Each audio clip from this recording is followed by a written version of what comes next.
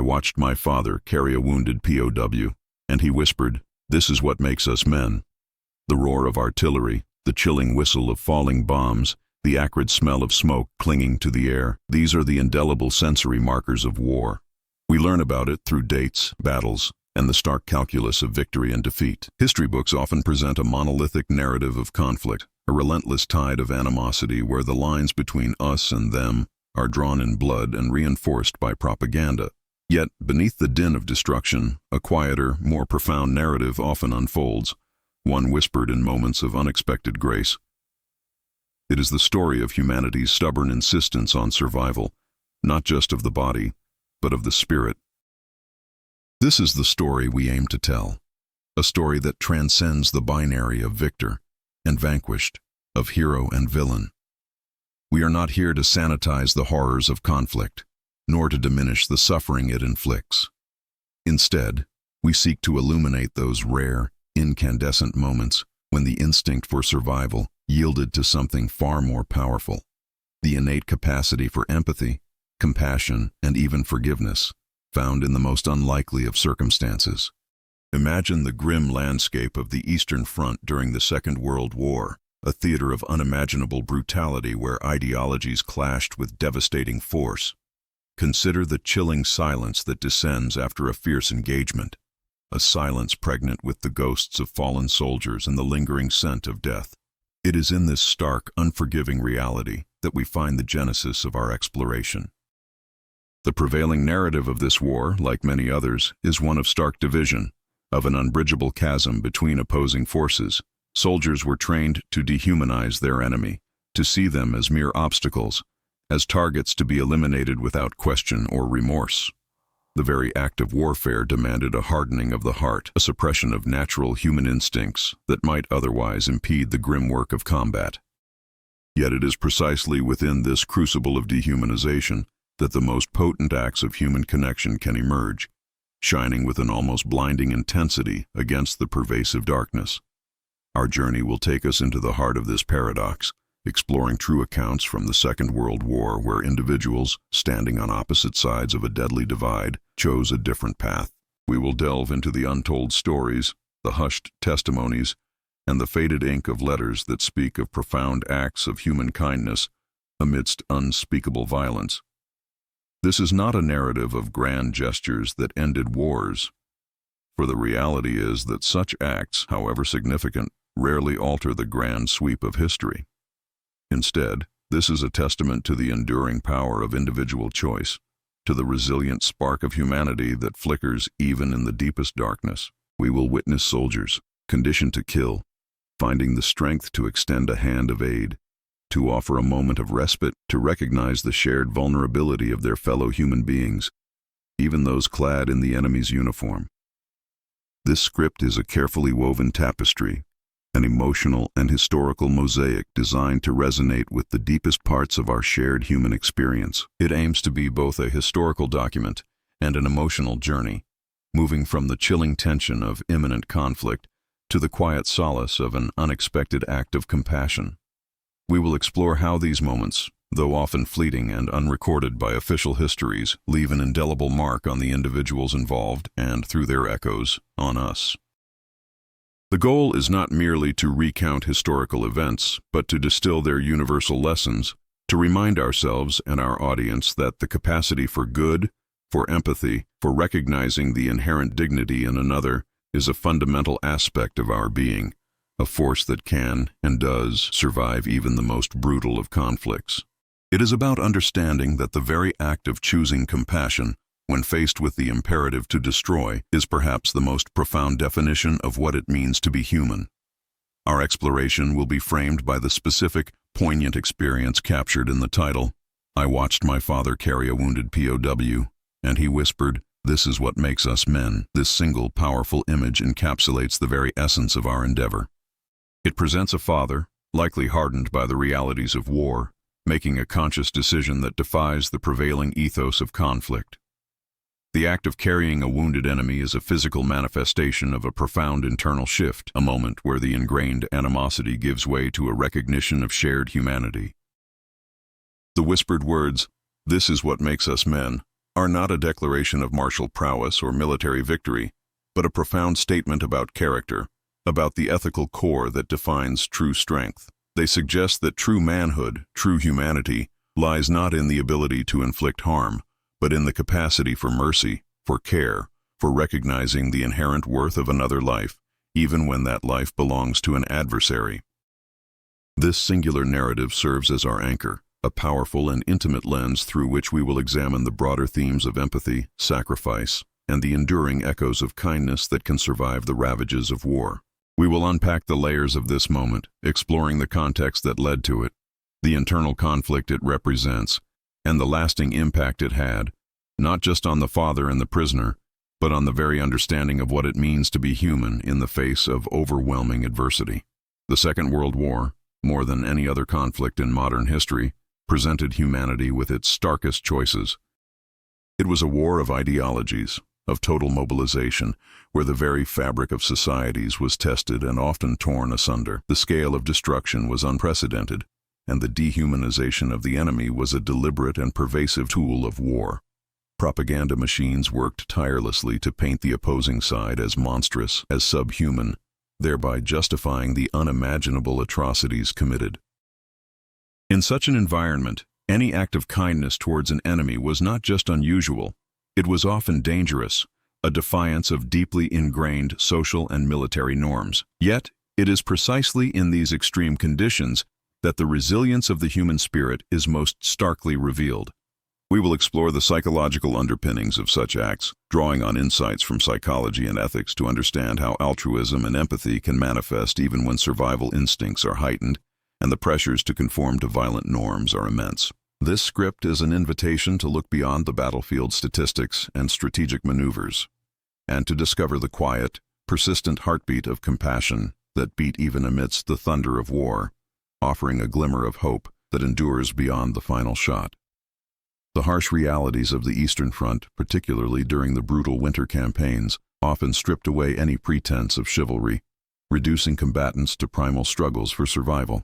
Yet, even in this landscape of desperation, pockets of unexpected humanity emerged, defying the logic of total war. Consider the harrowing accounts from individuals who, having been captured, found themselves not subjected to immediate execution or brutal interrogation, but to a surprising, albeit temporary, reprieve. These were not acts sanctioned by command, but deeply personal choices made by individual soldiers on the ground, often at considerable personal risk. For instance, a German medic, faced with a severely wounded Soviet soldier, might choose to tend to his injuries alongside his own comrades, sharing scarce medical supplies and offering a moment of human care that transcended the battlefield's animosity. Such actions were deviations from the norm, acts that could easily have led to severe repercussions for the perpetrator if discovered by their own superiors. Furthermore, the psychological toll of prolonged conflict often led to moments of shared exhaustion and existential dread, creating a peculiar common ground between adversaries. Imagine a scenario where opposing patrols, after a tense standoff, find themselves sharing a brief, unspoken truce, perhaps to retrieve fallen comrades or simply to observe a moment of mutual weary recognition of their shared predicament. These are not moments of grand reconciliation, but fleeting instances where the sheer weight of human suffering momentarily eclipses the dictates of ideological warfare. The historian's task is to unearth these granular moments, often buried beneath official reports and grand narratives of military strategy. These are the stories told in the quiet aftermath, in the hushed tones of survivors recounting experiences that defied easy categorization. Building on this, the concept of enemy itself could, in certain contexts, become blurred by shared experiences of hardship. During extended sieges or prolonged periods of stalemate, soldiers on both sides might find themselves enduring similar conditions: hunger, cold, disease, and the constant threat of death. This shared vulnerability, while not erasing the fundamental conflict, could foster a grudging respect, or at least a recognition of common humanity. Picture a situation where a Russian soldier, freezing in a foxhole, might observe a German counterpart struggling with a malfunctioning weapon in similar conditions. While the instinct to attack remains, there might be a flicker of understanding, a shared recognition of the brutal indifference of the elements in the war machine. This is where the emotional historical hybrid format proves invaluable, allowing us to move beyond mere factual recounting to explore the internal landscape of these individuals. Conversely, even when direct acts of mercy were not possible, subtle gestures of non-aggression could occur. A sentry might deliberately look away when an enemy soldier, clearly in distress or separated from his unit, passes within range, choosing not to exploit the vulnerability. Such acts, while seemingly passive, represent a profound internal decision to withhold the infliction of further suffering. They are reflections of an ethical compass that, despite the pressures of war, still points towards a recognition of shared personhood. These are not about forgiveness in the grand societal sense, but about a personal, on-the-ground refusal to participate in the complete dehumanization of the other. Now consider how these micro-acts of humanity, when aggregated, begin to paint a more complex picture of wartime experiences, suggesting that the human capacity for empathy is not entirely extinguished by conflict, but rather, it finds new and often surprising avenues for expression. Another crucial layer is the role of personal history and pre-war relationships. Soldiers who had prior connections, perhaps through shared cultural backgrounds or even previous acquaintances before the war, might find their wartime interactions colored by these lingering bonds. While rare, instances exist where former colleagues or individuals from similar social strata on opposing sides might encounter each other. In such cases, the ingrained animosity could be momentarily suspended by a shared past, leading to exchanges that were less about warfare and more about the tragic circumstances that pitted them against each other. The whispers exchanged in such moments, the shared glances of disbelief and sorrow, speak volumes about the enduring power of human connection, even when tested by the most extreme forms of societal division. These encounters, however infrequent, serve as powerful counterpoints to the narrative of absolute enmity, highlighting the complex interplay of personal history and the overwhelming forces of war. The psychological impact of prolonged exposure to violence can paradoxically foster a profound, albeit often temporary, sense of shared humanity among combatants. This phenomenon, termed trauma bonding in some psychological contexts, occurs when individuals undergoing intense, shared experiences of stress and danger develop a peculiar form of connection. On the battlefield, this might manifest as a tacit understanding between soldiers on opposing sides who have repeatedly faced each other, exchanging fire and witnessing the grim toll of war. They begin to recognize the same fear, the same exhaustion, the same desperate will to survive reflected in the eyes of their adversaries. This shared vulnerability can, in rare instances, override the programmed animosity. Consider a veteran's account of a prolonged artillery duel where, during a lull, he and a soldier in an opposing trench exchanged simple, non-verbal gestures, a nod, a raised hand, not as a sign of surrender, but as a mutual acknowledgement of their shared, precarious existence under the same shelling. This is not about forgiveness, but a primal recognition of shared mortality. Furthermore, the very act of adhering to a strict moral code, even within the brutal confines of war, can become a defining characteristic of an individual's identity, sometimes extending to how they perceive their enemy. For some soldiers, their personal ethical framework, forged long before the war, served as an unshakable anchor. This internal compass dictated that certain actions were simply beyond the pale, regardless of the enemy's actions or the prevailing military doctrine. Such individuals might meticulously follow rules of engagement, even when their adversaries clearly did not, driven by an internal imperative to maintain their own moral integrity. Now, imagine a situation where a soldier, having captured an enemy combatant, finds himself compelled by his own ingrained sense of justice to treat the prisoner with a basic level of dignity, perhaps offering water or a moment of rest, not out of pity, but because his personal code of honor forbids gratuitous cruelty. This adherence to principle, even when it clashes with the brutal logic of war, highlights a deeply ingrained aspect of human nature that prioritizes ethical conduct. The concept of honor among thieves, a colloquialism, finds a stark, albeit tragic, parallel in the context of warfare. In certain situations, soldiers on opposing sides might develop a grudging respect for each other's bravery or tenacity, even while engaged in mortal combat. This respect is not a prelude to friendship, but a recognition of shared courage in the face of extreme danger. It is the acknowledgement that the enemy is also a human being performing a difficult, dangerous task, often under immense pressure. Think of a sniper who, after a prolonged duel with an opposing sniper, might pause, not out of hesitation to kill, but out of a somber respect for the skill and bravery displayed by his adversary. This is a complex emotion, intertwined with the grim reality of their purpose, but it signifies a departure from pure, unadulterated hatred. Moreover, the sheer exhaustion and prolonged exposure to the horrors of war could sometimes lead to a temporary suspension of active hostility, a state of weary stalemate. In such circumstances, soldiers might find themselves in close proximity to enemy positions for extended periods without actively engaging. This proximity, rather than escalating conflict, could sometimes lead to a kind of silent, unspoken understanding. Picture a protracted siege where soldiers on both sides, huddled in their respective trenches, might observe each other going about their grim routines, sharing a cigarette, tending to a wound, or simply staring into the middle distance. The absence of active aggression in these moments, while fragile and temporary, speaks to a human need for respite, a brief pause from the relentless cycle of violence. It's a testament to the fact that even in the most dehumanizing environments, moments of quiet coexistence, however fleeting, can occur. This nuanced understanding of wartime interactions reveals that the human capacity for empathy and recognition of shared experience is remarkably resilient, often finding expression in subtle, unexpected ways even when circumstances demand the opposite. The very act of survival in wartime often necessitates a stark reevaluation of deeply ingrained moral precepts.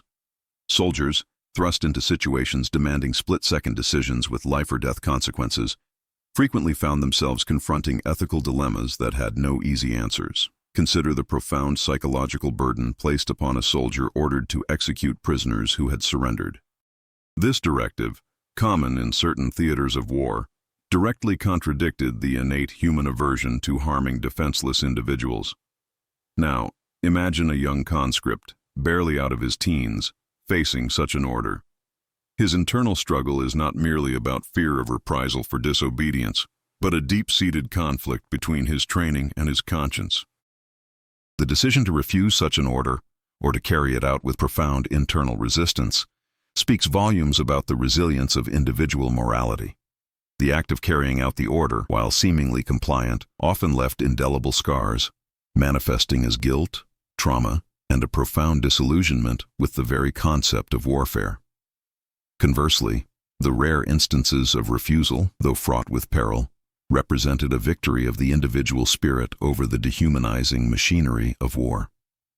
These moments, often undocumented, highlight the courage required to uphold personal ethics when the very fabric of society dictates otherwise. Furthermore, the concept of necessity in wartime often blurred ethical lines, forcing combatants into morally ambiguous situations. A soldier might be compelled to requisition supplies from civilian populations, actions that, in peacetime, would be considered theft or even looting. However, in the context of active combat, where the survival of oneself and one's comrades depended on securing resources, these actions were often framed as unavoidable. Now, consider how this dynamic might play out when encountering a desperate civilian family, their own meager supplies threatened by the advancing forces. The soldier, himself operating under duress, might find himself in a position to either enforce the harsh realities of military necessity or to offer a small, clandestine act of kindness, perhaps leaving behind a portion of the requisitioned food or turning a blind eye to a hidden cache. This internal negotiation between duty and compassion, between the demands of the military machine and the innate human impulse to alleviate suffering, reveals the complex ethical landscape of war. It's about understanding that the lines between right and wrong become incredibly fluid when survival is at stake, and that individual choices, even small ones, carry immense moral weight. Another crucial layer involves the impact of witnessing acts of cruelty, both by one's own side and the enemy. Prolonged exposure to gratuitous violence could, for some, serve as a catalyst for a reinforced commitment to humane behavior. Having seen the depths of depravity to which humans could sink, some soldiers became even more determined to resist that darkness within themselves. Conversely, for others, such experiences could lead to a desensitization, a hardening of the emotional arteries that made them more susceptible to perpetrating similar acts.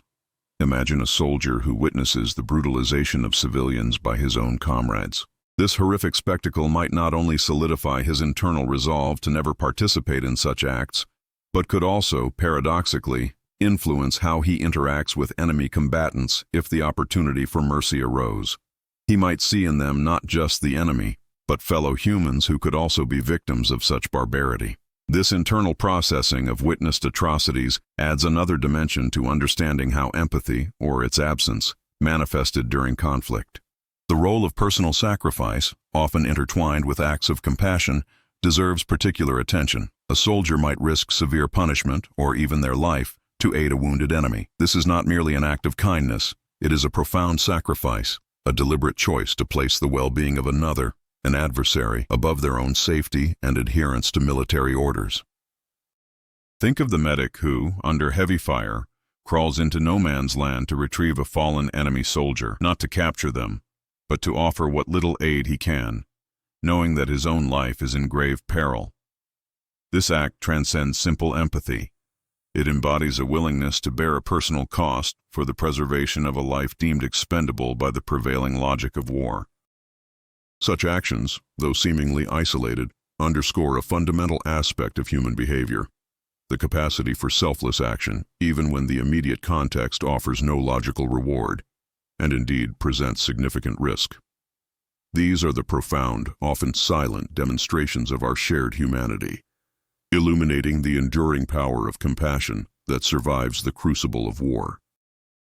Beyond the battlefield's immediate theater, the echoes of wartime compassion often resonated through the quiet, persistent efforts of those who sought to mend rather than destroy in the war's aftermath. Consider the remarkable work undertaken by individuals and organizations dedicated to the repatriation of prisoners of war, a process fraught with immense logistical and emotional challenges. These were not soldiers directly engaged in combat, but civilians and former combatants alike, who, driven by a profound sense of shared humanity, dedicated themselves to reuniting families torn apart by conflict. Their work involved navigating treacherous bureaucratic landscapes, deciphering fragmented records, and providing solace to those who had endured unimaginable suffering. Now imagine a former nurse, her own wartime experiences etched into her memory, volunteering countless hours in a makeshift office, sifting through lists of missing persons, her sole motivation the hope of bringing a sliver of peace to a grieving family. This dedication to healing, long after the guns fell silent, represents a different, yet equally vital form of wartime compassion, one that focused on restoration and remembrance. Furthermore, the stories of resistance movements offer a compelling perspective on sustained empathy in the face of overwhelming oppression. Within occupied territories, individuals risked their lives not only to sabotage enemy operations, but also to protect and shelter those targeted by the regime. This often involved hiding persecuted individuals, forging documents, and facilitating their escape to safer territories. Consider the quiet bravery of a French baker who, day after day, concealed Jewish children in the hidden cellar of his shop, sharing his meager rations and offering words of comfort, all while the constant threat of discovery loomed large. His actions were not driven by a desire for glory or recognition, but by a deeply ingrained moral imperative to protect the innocent. This sustained, clandestine effort to preserve human life, often carried out in isolation and under extreme duress, exemplifies a profound and enduring form of compassion that directly defied the dehumanizing policies of the occupying forces. Building on this, the role of wartime art and literature provides a unique lens through which to understand the persistence of empathy. Artists and writers, often themselves caught in the maelstrom of conflict, use their mediums to bear witness to suffering, to challenge prevailing narratives of hatred, and to remind audiences of their shared humanity. Think of the poignant poems penned by soldiers in their foxholes, or the stark, unflinching drawings created in concentration camps, capturing moments of human connection amidst despair. These creative expressions served as a powerful counter-narrative to the propaganda of dehumanization, offering solace to those enduring hardship and planting seeds of understanding for future generations. They were not acts of military strategy, but profound testaments to the resilience of the human spirit and its enduring need for connection and meaning, even in the darkest of times. Conversely, the post-war reconciliation efforts, though often slow and arduous, also underscore the capacity for empathy to transcend lingering animosities. While immediate forgiveness might have been elusive, many communities and individuals actively sought pathways towards understanding and rebuilding trust. This involved initiatives focused on dialogue, shared memorialization, and mutual aid projects designed to address the widespread devastation. Now picture former adversaries years after the conflict coming together to rebuild a shared community landmark that had been destroyed during the war. Their collaboration, born out of a mutual desire for peace and a recognition of their shared future, demonstrates a powerful, albeit gradual, evolution of wartime sentiments.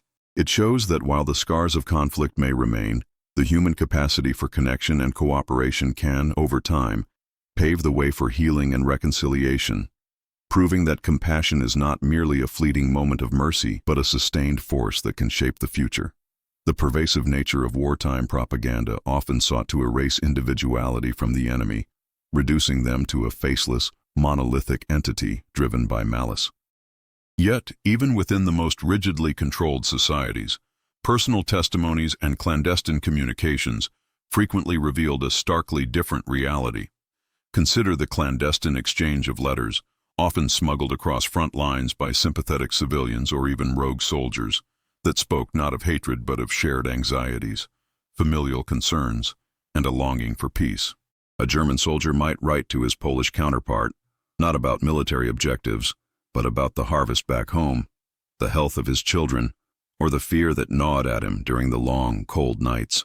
These were not acts of formal diplomacy or sanctioned truce, but deeply human exchanges that chipped away at the edifice of manufactured animosity. Now, envision the immense risk involved in such communication. Discovery meant severe punishment, imprisonment, or worse. Yet, the inherent human need to connect, to find common ground, often outweighed the palpable danger. These exchanges, unearthed from dusty archives or passed down through generations, serve as powerful counter-narratives, demonstrating that the capacity for empathy can persist even when actively suppressed by the machinery of war. Furthermore, the very concept of enemy could be profoundly complicated by pre-existing social or professional ties that predated the conflict. Imagine a scenario where a captured surgeon, operating under the Geneva Conventions, finds himself tending to the wounds of his former medical school classmate, now an officer in the opposing army. The shared history of rigorous training, of late-night study sessions, of mutual respect for their profession, could momentarily eclipse the animosity of war. The surgeon's duty of care, reinforced by professional ethics and personal history, compels him to provide the best possible treatment, regardless of the uniform the patient wears. This is not about condoning the war or betraying one's side, but about upholding a higher principle, the sanctity of human life and the shared ethical foundation of their chosen profession. Such encounters, though rare, highlight how deeply ingrained human connections and professional ethics can act as powerful conduits for compassion, even in the most extreme circumstances. Another crucial layer involves the subtle, often unacknowledged ways in which shared cultural touchstones could foster moments of unexpected connection. During the Second World War, despite the vast ideological chasm, soldiers on opposing sides often shared a common European heritage, a common exposure to classical music, literature, or even popular entertainment from before the war. Picture a moment of quiet during a lull in fighting, where a captured enemy soldier, perhaps recognizing a melody hummed by his captor, begins to hum along. This shared recognition of a familiar tune, a fragment of a song from a world before the conflict, could create a fleeting but potent bridge between adversaries. It's a reminder that beneath the uniforms and the ideologies, individuals shared common cultural experiences that could, in rare instances, foster a sense of shared identity, however transient. This resonance, this recognition of a shared human experience through cultural artifacts, demonstrates that even in the most divisive of times, commonalities can persist, offering unexpected avenues for empathy. Conversely, the psychological strain of prolonged combat could sometimes lead to a paradoxical detachment that, rather than fueling hatred, fostered a weary resignation and a desire for normalcy, even extending to the enemy. Consider the accounts of soldiers who, after months or years of intense fighting, developed a kind of battle-hardened pragmatism. They understood that the enemy was also enduring the same brutal conditions, the same fear, the same exhaustion. This shared experience, while not erasing the fundamental conflict, could lead to a less emotionally charged approach to combat. Now, imagine a situation where a patrol encounters a lone enemy soldier, clearly lost and disoriented, perhaps suffering from frostbite. Instead of immediate aggression, the patrol might, out of a sense of weary pragmatism and a desire to avoid unnecessary bloodshed, choose to disarm him and leave him to be found by his own side, or even offer a canteen of water before departing. This is not grand forgiveness, but a practical, almost instinctual, response born from a deep understanding of the shared human condition of suffering in war. It's a testament to how prolonged exposure to the grim realities of conflict can, for some, foster a form of detached empathy, a recognition of shared vulnerability that transcends the immediate imperatives of battle. The crucible of war often forged unlikely alliances and unexpected acts of solidarity that defied the rigid boundaries of national identity. Beyond the battlefield itself, in the occupied territories and the shadowed networks of resistance, individuals found common cause not just in opposing the oppressor, but in actively preserving the humanity of those deemed enemies by the prevailing regime. Consider the clandestine operations of networks that facilitated the escape of downed Allied airmen, often staffed by civilians who harbored no direct military affiliation, but were deeply committed to the cause of human dignity. These individuals, working in secret, faced constant danger, yet their motivations stemmed from a profound belief that every life held intrinsic value, regardless of nationality or wartime allegiance. Now imagine a French farmer and his wife, risking their lives to hide a British pilot in their barn, sharing their meager food, and risking discovery with every whispered conversation. Their actions were not strategic military maneuvers, but profound acts of empathy, a quiet rebellion against the dehumanizing logic of war. Their courage was not in wielding weapons, but in extending sanctuary. Furthermore, the phenomenon of fraternization during periods of relative calm or stalemate, though often officially discouraged and even punished, offers a fascinating glimpse into the human tendency to seek connection, even across hostile lines. These were not formalized truces, but spontaneous, often brief interactions that occurred at the periphery of conflict zones. Picture soldiers from opposing sides, perhaps during a particularly harsh winter, finding themselves in proximity due to geographical circumstances. A shared need for warmth might lead to a tacit agreement to avoid engagement, and in some documented instances, to the exchange of small items, a can of preserved food for a handful of cigarettes, or a shared moment of watching the stars in a sky devoid of artillery fire. These encounters were fraught with risk, as discovery could lead to severe repercussions for all involved.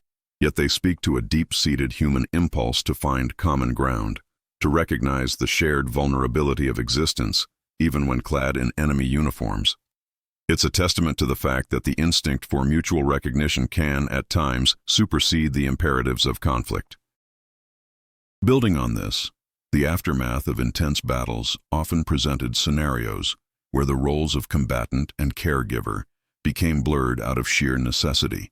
Following a fierce engagement, the battlefield would be littered with wounded from both sides.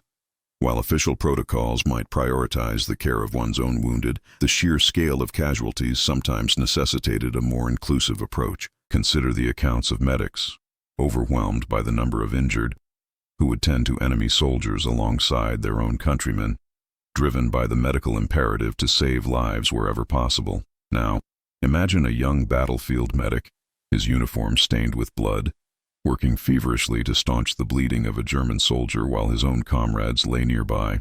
His actions are not a political statement, but a visceral response to suffering, a commitment to the Hippocratic oath that transcends national boundaries.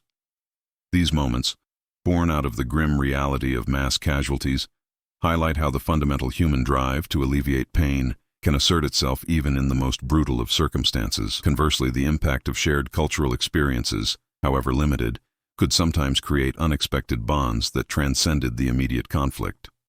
During periods of relative quiet or in occupied territories, soldiers might encounter remnants of a shared cultural heritage that predated the war. Think of a German soldier occupying a French town, encountering a local musician playing a piece of classical music that was also popular in Germany. This shared appreciation for art or music, a common language of melody and harmony, could, in rare instances, foster a momentary connection, a recognition of a shared cultural lineage that momentarily overshadowed the animosity of war. Now, consider the scene. A soldier, standing guard outside a looted villa, hears a piano being played within. The melody is familiar, a piece he learned as a child. He pauses, listening, perhaps even recognizing the performer as a captured civilian musician. This shared moment, mediated by art, offers a glimpse into a world beyond the conflict, a reminder of the common humanity that the war sought to obliterate. It suggests that culture, in its broadest sense, can act as a powerful, albeit often subtle, force for connection and empathy, even when nations are at each other's throats. The concept of moral injury offers a profound lens through which to understand the lasting psychological impact of wartime actions, particularly those that violate an individual's deeply held ethical beliefs.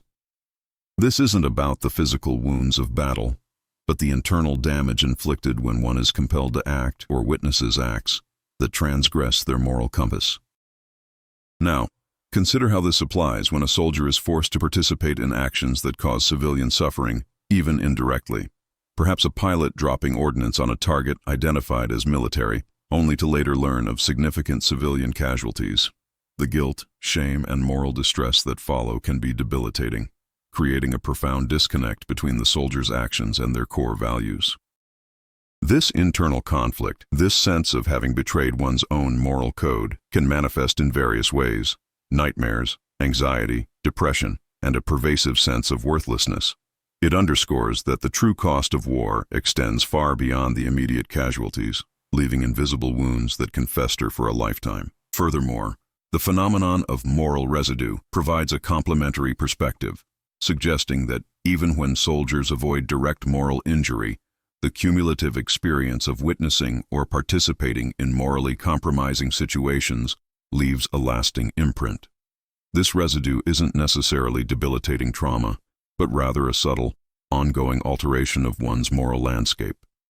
Imagine a soldier who, throughout a long campaign, consistently witnesses acts of casual cruelty or disregard for human life, even if they are not directly involved.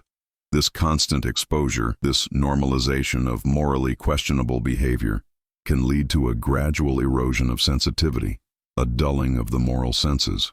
Consequently, even after returning home, they might find themselves struggling with a diminished capacity for empathy or a more cynical worldview. This concept highlights how the pervasive environment of war can subtly reshape individuals, leaving them with a moral landscape subtly but permanently altered by the accumulated weight of their experiences. Conversely, the act of deliberate deception, a necessary tool in wartime strategy, can also inflict a unique form of moral burden. Soldiers engaged in intelligence operations, psychological warfare, or even routine deception tactics are often required to manipulate, mislead, and betray trust as part of their duties.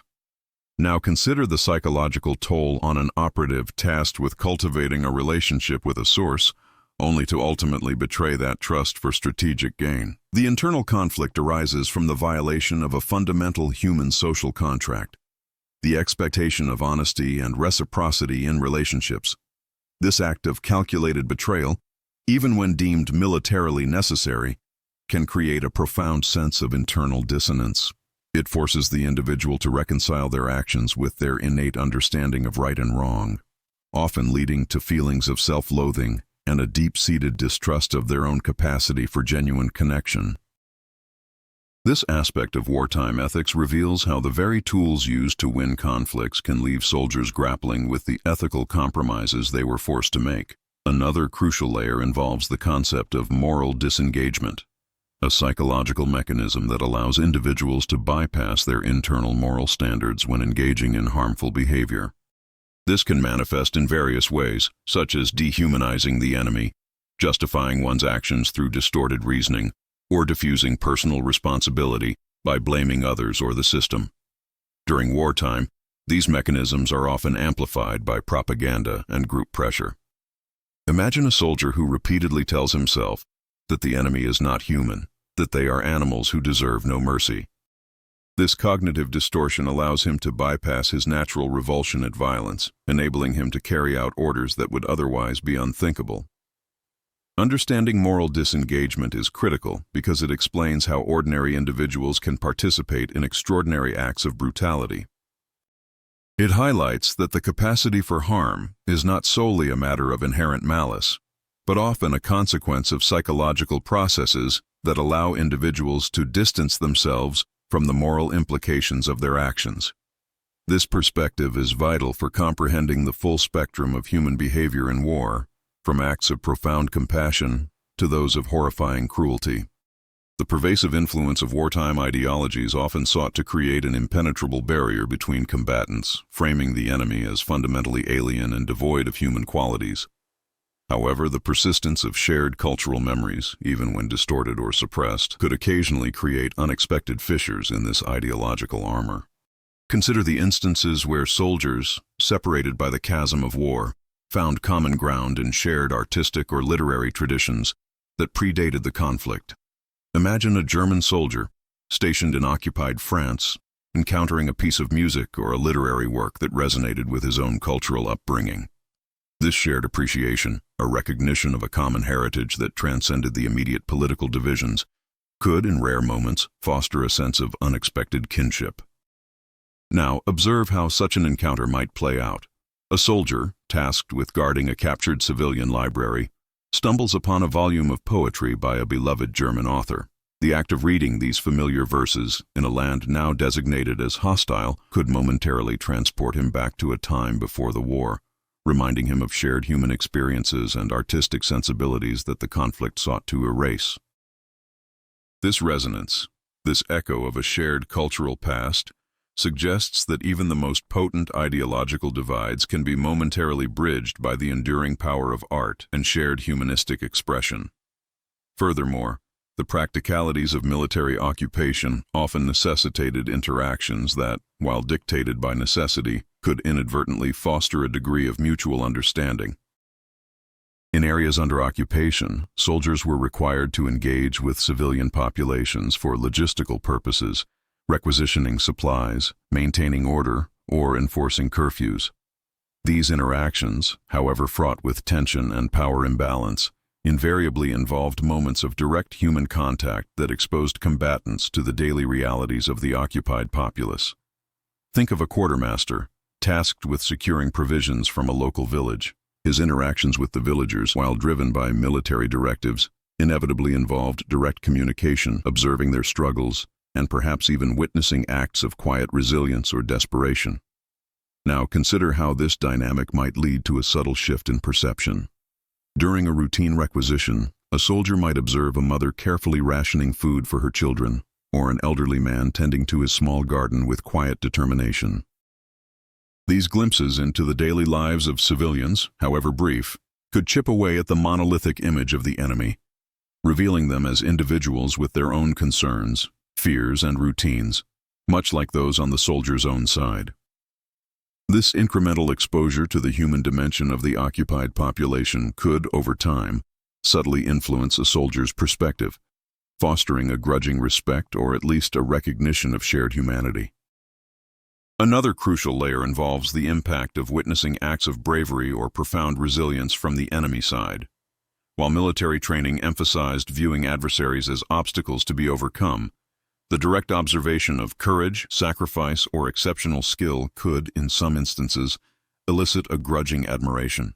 Imagine a soldier who, during a fierce firefight, witnesses an opposing combatant displaying extraordinary courage under fire, perhaps in a desperate attempt to aid a fallen comrade. Now, consider the internal reaction of the observer. While the instinct to neutralize the threat remains, there might also be a flicker of respect for the enemy's bravery. This is not an endorsement of their cause, but a recognition of a shared human quality, courage in the face of overwhelming danger. Such observations, though they might not alter the immediate course of battle, could contribute to a more nuanced understanding of the enemy, moving beyond a purely ideological condemnation to acknowledge their individual attributes.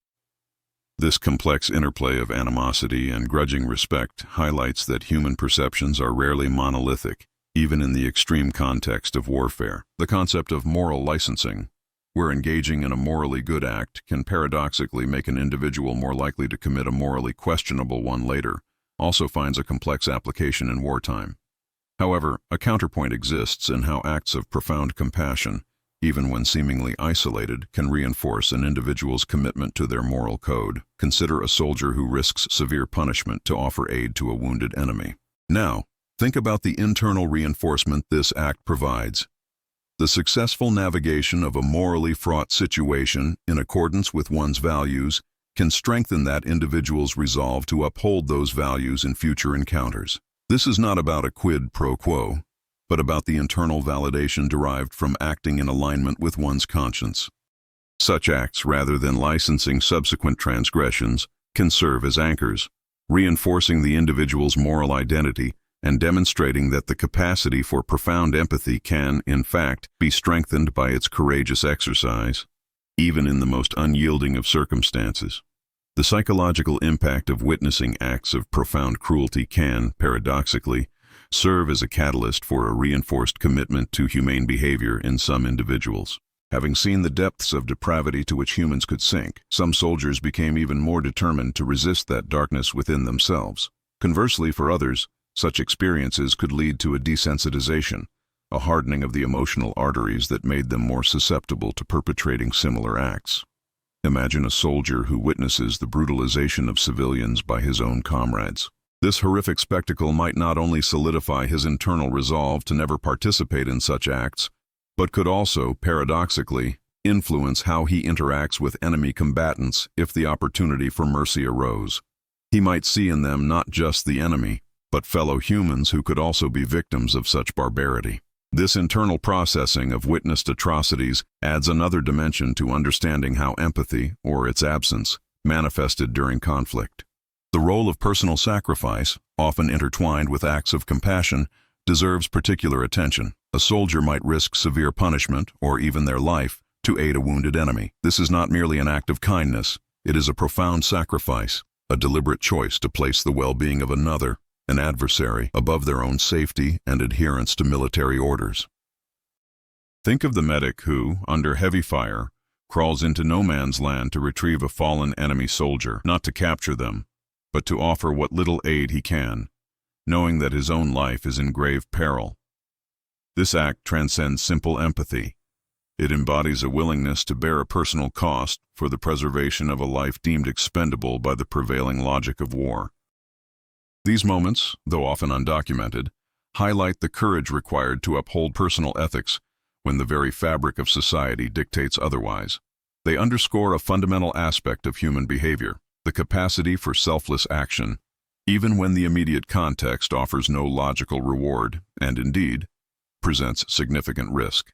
These are the profound, often silent demonstrations of our shared humanity, illuminating the enduring power of compassion that survives the crucible of war. The concept of moral licensing, where engaging in a morally good act can paradoxically make an individual more likely to commit a morally questionable one later, also finds a complex application in wartime.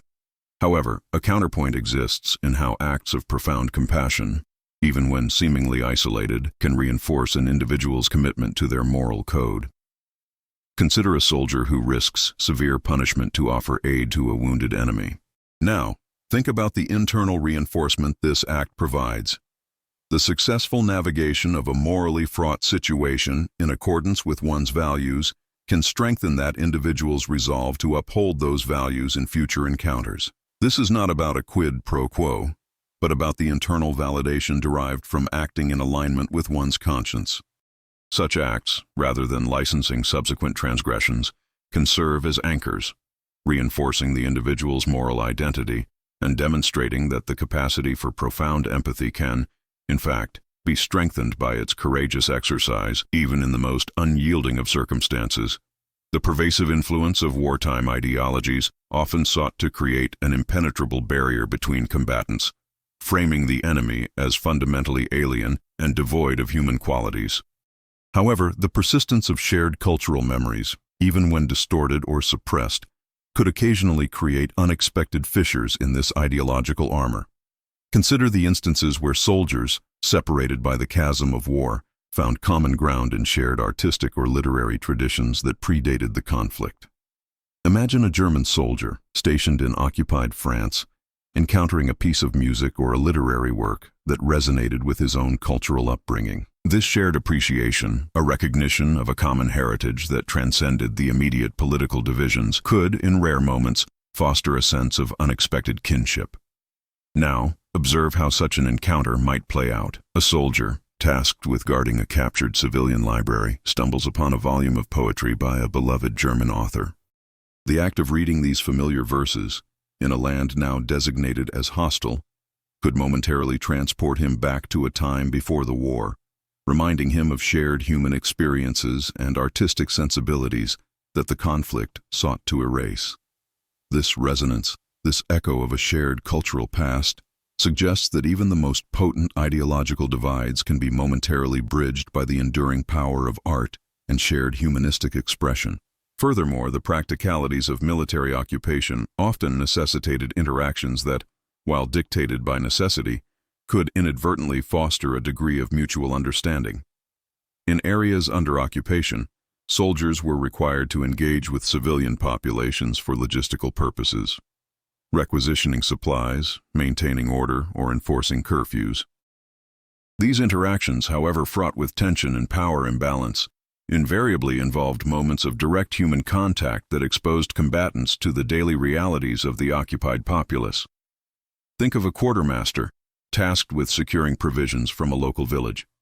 His interactions with the villagers, while driven by military directives, inevitably involved direct communication, observing their struggles, and perhaps even witnessing acts of quiet resilience or desperation. Now, consider how this dynamic might lead to a subtle shift in perception. During a routine requisition, a soldier might observe a mother carefully rationing food for her children, or an elderly man tending to his small garden with quiet determination. These glimpses into the daily lives of civilians, however brief, could chip away at the monolithic image of the enemy, revealing them as individuals with their own concerns, fears, and routines, much like those on the soldier's own side. This incremental exposure to the human dimension of the occupied population could, over time, subtly influence a soldier's perspective, fostering a grudging respect or at least a recognition of shared humanity. Another crucial layer involves the impact of witnessing acts of bravery or profound resilience from the enemy side. While military training emphasized viewing adversaries as obstacles to be overcome, the direct observation of courage, sacrifice, or exceptional skill could, in some instances, elicit a grudging admiration. Imagine a soldier who, during a fierce firefight, witnesses an opposing combatant displaying extraordinary courage under fire, perhaps in a desperate attempt to aid a fallen comrade. Now, consider the internal reaction of the observer. While the instinct to neutralize the threat remains, there might also be a flicker of respect for the enemy's bravery. This is not an endorsement of their cause, but a recognition of a shared human quality: courage in the face of overwhelming danger. Such observations, though they might not alter the immediate course of battle, could contribute to a more nuanced understanding of the enemy, moving beyond a purely ideological condemnation to acknowledge their individual attributes. This complex interplay of animosity and grudging respect highlights that human perceptions are rarely monolithic, even in the extreme context of warfare. The enduring legacy of wartime narratives often centers on acts of overt heroism or devastating betrayal, leaving little room for the subtler, more pervasive forms of human connection that can emerge under duress. Beyond the battlefield's immediate impact, consider the complex ethical landscape navigated by individuals tasked with maintaining order and administering justice in occupied territories. These roles, inherently fraught with moral compromise, often presented profound dilemmas that tested the very foundations of personal ethics. Now, imagine a military governor, responsible for enforcing wartime regulations in a conquered city. His directives, often dictated by distant command structures, might necessitate actions that cause hardship to the civilian population, imposing curfews, requisitioning resources, or suppressing dissent. Yet, within this framework of authority, opportunities for nuanced ethical conduct could arise. He might choose to interpret regulations with a degree of leniency, to shield vulnerable segments of the population from the harshest consequences, or to quietly advocate for more humane policies behind closed doors. These acts, often invisible to the wider world and unrecorded in official histories, represent a quiet assertion of conscience against the impersonal machinery of war. They demonstrate that even within structures designed for control and coercion, individual agency can be employed to mitigate suffering and preserve a semblance of human dignity. Furthermore, the psychological phenomenon of moral licensing offers a complex lens through which to examine wartime behavior. While it can explain how engaging in a morally positive act might paradoxically lead to subsequent negative behavior, its inverse also holds true. The cumulative effect of witnessing or participating in morally compromising situations can, for some, lead to a profound internal recalibration, prompting a stronger adherence to ethical principles in subsequent interactions. Consider a soldier who, having been compelled to participate in an act that deeply violates his conscience, subsequently dedicates himself to acts of extraordinary kindness and compassion as a form of personal atonement or as a means of reasserting his moral identity. This is not simply about seeking redemption, but about actively reinforcing the positive aspects of one's character in the face of overwhelming moral ambiguity. Such individuals, driven by a deep-seated need to reconcile their actions with their values, often become beacons of empathy, demonstrating that the capacity for good can be strengthened by its conscious and deliberate practice, even in the shadow of past transgressions. Another crucial layer involves the impact of shared vulnerability in fostering unexpected bonds. In environments where survival is precarious and shared hardship is the norm, the rigid distinctions between us and them can sometimes blur. Picture a group of soldiers from opposing sides, trapped together by a sudden, severe storm or a natural disaster. Their immediate survival depends on cooperation, forcing them to set aside their animosity and work towards a common goal. Now consider how this shared predicament might unfold. Faced with the immediate threat of hypothermia, soldiers from both factions might huddle together for warmth, sharing meager resources and offering mutual support. In such extreme circumstances, the primal instinct for self-preservation becomes intertwined with a recognition of shared humanity. The enemy combatant is no longer defined solely by their uniform or their ideological affiliation, but by their shared vulnerability to the forces of nature. These moments, though often fleeting and dictated by immediate necessity, can create profound, albeit temporary, shifts in perception, demonstrating that common threats can forge unexpected connections. The concept of moral disengagement, a psychological mechanism that allows individuals to bypass their internal moral standards, also offers a unique perspective when viewed through the lens of sustained ethical action. While it explains how individuals can commit harmful acts, its presence also highlights the extraordinary effort required to resist such disengagement. Consider individuals who, despite pervasive propaganda and intense group pressure to dehumanize the enemy, actively maintained their capacity for empathy. This resistance to moral disengagement requires constant vigilance and a conscious effort to uphold one's values. Now, imagine a soldier who, throughout a prolonged campaign, consistently refuses to participate in acts of gratuitous cruelty, despite peer pressure and the pervasive atmosphere of dehumanization. Their sustained commitment to ethical conduct, in the face of pressures that encourage moral compromise, underscores the active, deliberate nature of maintaining one's moral compass in wartime. These individuals, by refusing to disengage their moral faculties, demonstrate a profound resilience of the human spirit, proving that empathy is not merely a passive response, but an active, sustained choice, even when surrounded by the darkest aspects of human conflict.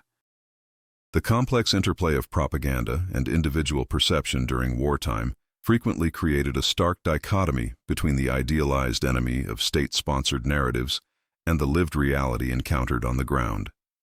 While official channels relentlessly portrayed adversaries as monolithic entities driven by malice, personal encounters often revealed a far more nuanced picture. Consider the instances where soldiers, tasked with administering wartime requisitions from civilian populations, found themselves interacting with individuals whose daily struggles mirrored those of their own families back home. Now, observe how this dynamic might play out. A German officer, ordered to confiscate a portion of a Polish farmer's grain harvest, might witness the farmer's quiet despair as he explains the implications for his family's survival through the winter.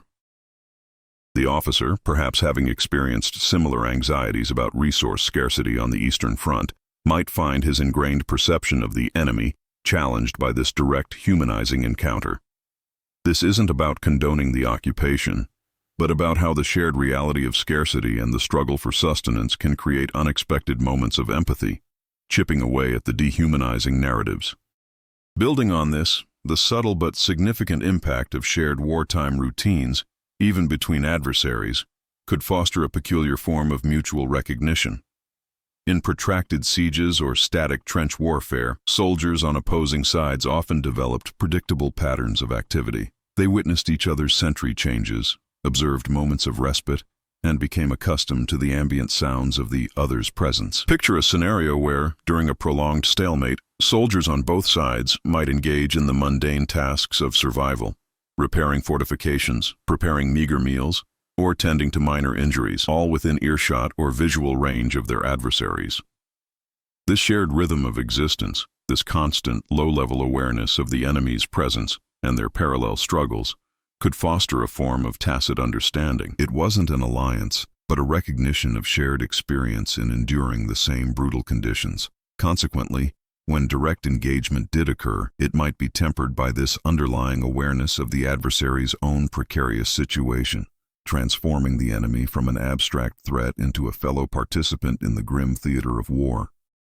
Furthermore, the phenomenon of moral licensing can be understood not just as a path to transgression, but also as a complex factor influencing the expression of empathy. When individuals engage in acts that align with their moral code, particularly under duress, it can reinforce their commitment to those values, potentially leading to further compassionate actions.